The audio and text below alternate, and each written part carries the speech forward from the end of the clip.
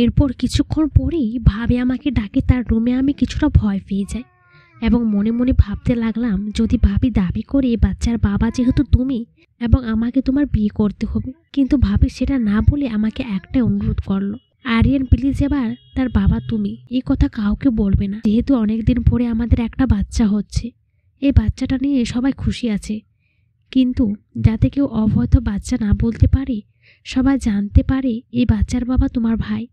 তখন আমি কিছুটা চুপ হয়ে থাকলাম এবং ভয়টা মনে হচ্ছে কেটে গেল। আরেকটা কথা, এই সময়টা কিন্তু আমার ভাইয়া ব্যবসার কাজে একটু বাইরে ছিল, তার কারণে যখন এই কথাটা পৌঁছয় তখন সে খুব আটকে পড়ে, কারণ ভাইয়া জানতো তার কখনো বেবি হবে না। কারণটা আমার ভাইয়ের সমস্যা ছিল, এটা ভাবির কাছে কখনো স্বীকার করতো না। ভাইয়া ভাবিকে অনেক ভালোবাসতো, যাতে করে ভাইয়াকে ছেড়ে চলে না যায় ভাবি, এরই জন্য ভাইয়া ভাবিকে কিছুই বলে না। কিছুক্ষণ পরে ভাইয়া বাসায় ফিরল, সবার মুখে হাসি থাকলো, ভাইয়ার মুখে কোনো হাসি নাই। আমি কিছুটা ভয় পেয়ে গেলাম আর মনে মনে ভাবতে লাগলাম, ভাইয়া কি বুঝতে পেরে গেল এই বাচ্চার বাবা অন্য একজন? যেটা মনে মনে ভাবলাম সেটাই হয়ে গেল। ভাইয়া তখন ভাবির রুমে ঢুকলো এবং ভাবিকে ডাক দিল যে দ্রুত আমার রুমে আসো, বাড়ির সবাই ব্যস্ত ভাবির বাচ্চা হবে এটার জন্য। ভাবিকে প্রশ্ন করলো, সত্যি বলবা এই বাচ্চার বাবাকে? আমি ভাবির রুমের পাশে দাঁড়িয়ে সব কিছু শুনতেছি। ভাইয়া কি বলে, ভাবি একই কথা বলে, বাচ্চার বাবা কে হবে তুমি ছাড়া? আর হ্যাঁ, তুমি কি আমাকে সন্দেহ করো? ভাইয়া তখনই বলে, তোমার কাছে একটা কথা আমি লুকিয়েছিলাম। মানে কি কথা লুকিয়েছিল, সত্যি করে বলো তো। তখন ভাইয়া বলল, আগে বলো এই বাচ্চার বাবাকে।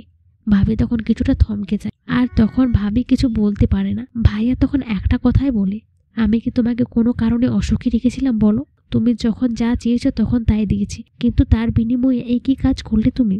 ভাবি তখন কিছু বুঝতে না পারে আসলে ভাইয়া কি বলতে যাচ্ছে। ভাইয়া ওই সময় এতটা রাগান্তিকভাবে রয়েছে, মনে হয় আজকে তুমুল একটা ঝড় হবে।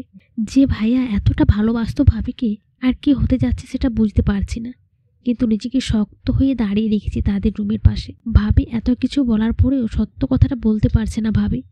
ভাইয়া আরও রেগে যাচ্ছে আর এরই মধ্যে ভাই তার মুখে যা আছে তাই বলতে শুরু করলো ভাবিকে। ভাবি অনেক কান্না শুরু করলো। তখন আমি নিজেকে কন্ট্রোল করতে পারছি না, যেহেতু এই বাচ্চার বাবা আমি ছিলাম। আমি যখনই তাদের রুমে যাব আর সত্যটা বলবো, তখনই আমার মা ডেকে উঠলো, আরিয়ান। গল্পটা ভালো লাগলে অবশ্যই কমেন্ট করে জানাবেন।